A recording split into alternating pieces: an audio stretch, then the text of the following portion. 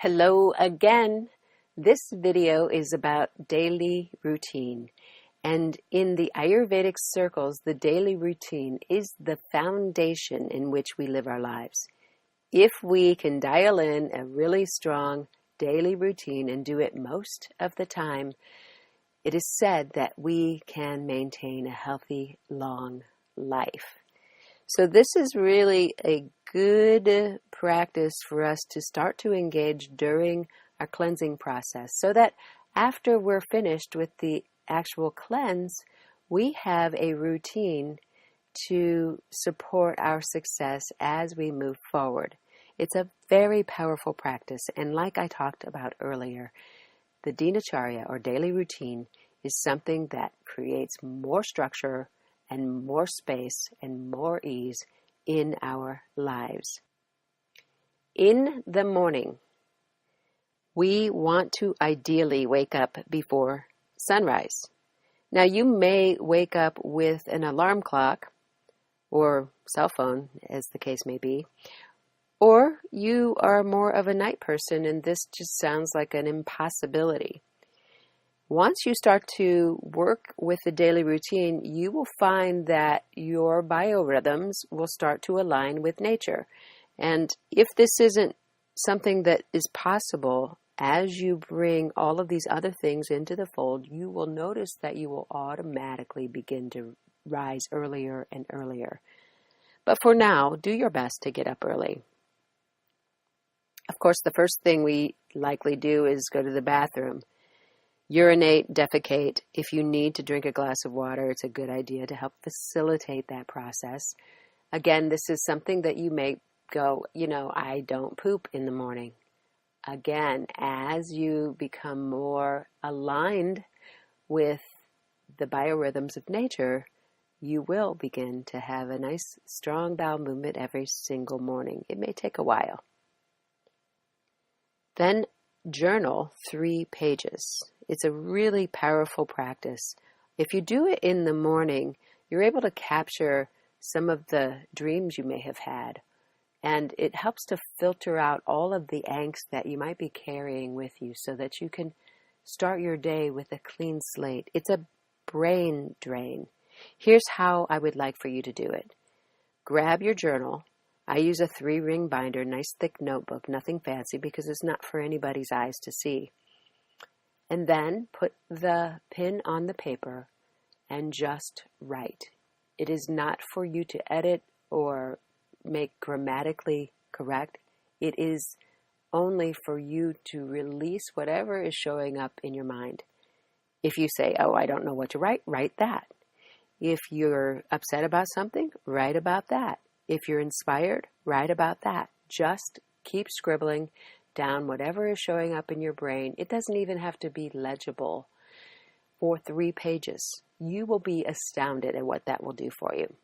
Now, sometimes I recommend that folks do this in the evening, especially if they have difficulty sleeping, because often we have so much on our mind and we carry it with us to the bed.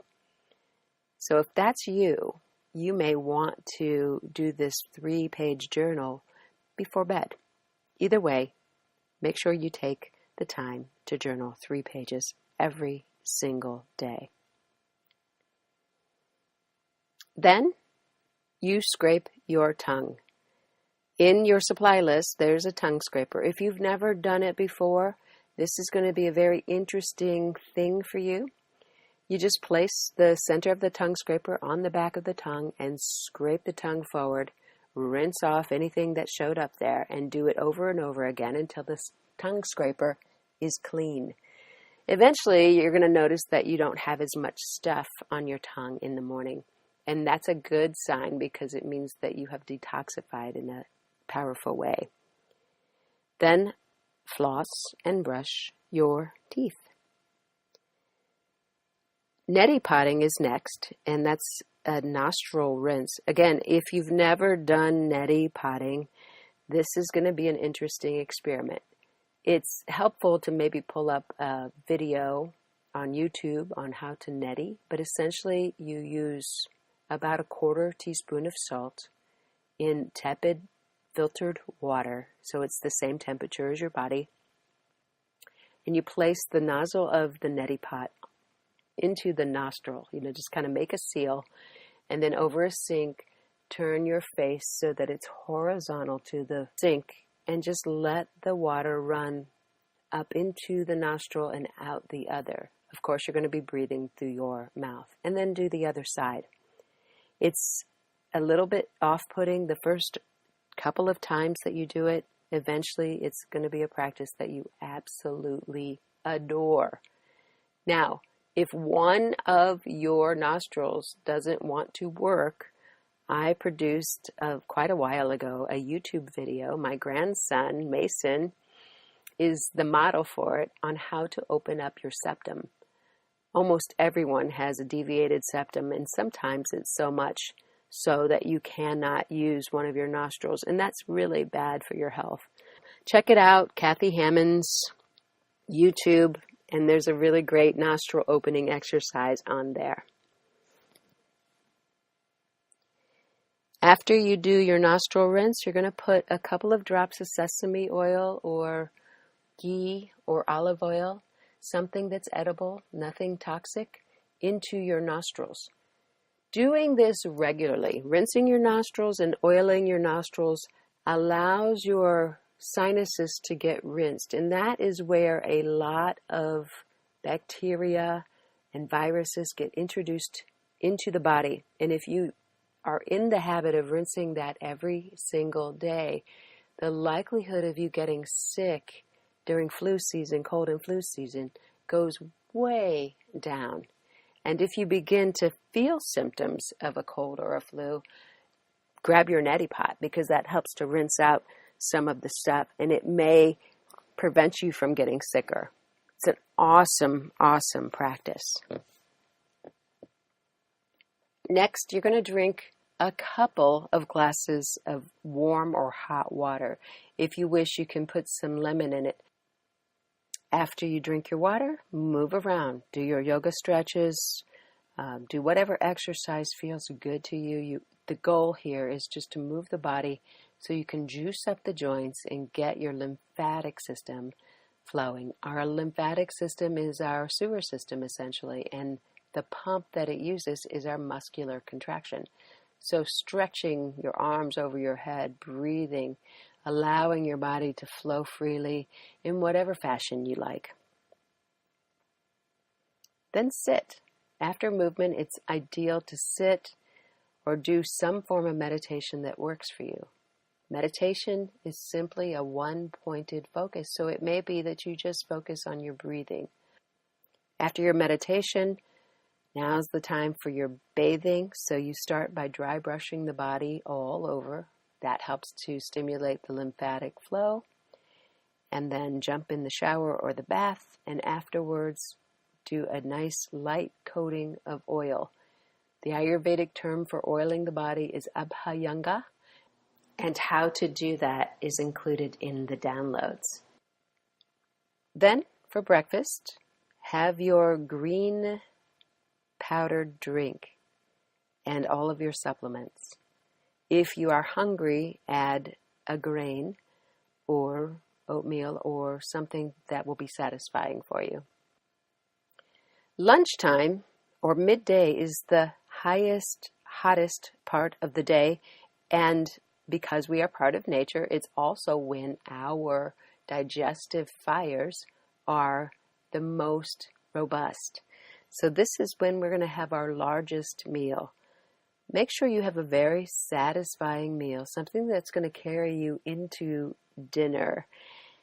And do it in a way that you're really present with your food and you can relax and not rush and chew your food thoroughly and just really be mindful. Prior to our 3 meals, we want to drink a full glass of water. Besides the obvious in hydrating our bodies, we also get to hydrate our bicarbonate layer of our stomach that prevents the strong acids from eating our stomach lining. And when our bicarbonate layer is nice and healthy, the body feels safe to spill out really good, strong digestive juices so that you can digest and assimilate your food even more. Avoid rushing and worrying and overeating during lunchtime. In the evening, it's ideal to quit work before 6 p.m. and totally unplug. We get a ton of screen time, or most of us do. And if you can create an environment where you don't do screen time in the evenings or most evenings, that's going to make a huge difference in your well-being. Treat yourself and those around you lovingly and gently, and begin to cultivate an attitude of gratitude. Your evening meal, make it light and as early as possible. Ideally, you have your last meal before 7 p.m., and if you can make it even earlier, that is awesome. You want to have enough that's going to carry you through into the morning. If we have our last meal by 7 or even 6 p.m., and we don't eat again until the morning, we will have fasted for a good 12 hours, which allows our bodies to start to create an environment where we are using that stable, beautiful fuel source called fat. After dinner, go for a walk if you can, or enjoy some form of movement. If it's awful out, I often put on some nice tunes and have a dance party. I used to do it all the time when my children were little, and it's really fun. You want to engage in an activity that brings you joy. And if you've been on the hamster wheel for a long, long time, you might not know what that is. So you get to do a little bit of discovery here. Then prior to bed, take a moment to really sit and be present with yourself. Do a bit of meditation. And then retire early. Before 10 p.m. is ideal. Again, our biorhythms, we get a second wind after 10 p.m., and it's more difficult to get sound sleep. You may be going, oh my gosh, I never go to bed that early. I'm like going to bed at midnight or 1 o'clock.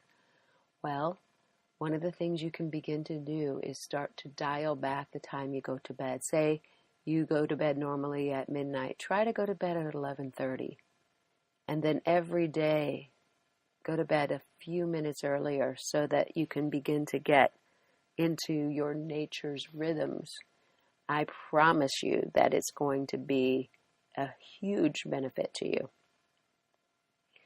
I have placed in the downloads a cheat sheet that you can download. There's 2 cheat sheets on each page, and if it's helpful to you, print these out, cut them in half, place them on your fridge or your bathroom mirror, and you can do a check off to see how you're doing with your daily routine. So that's it. Again, if you have any questions, place them in the comment section, and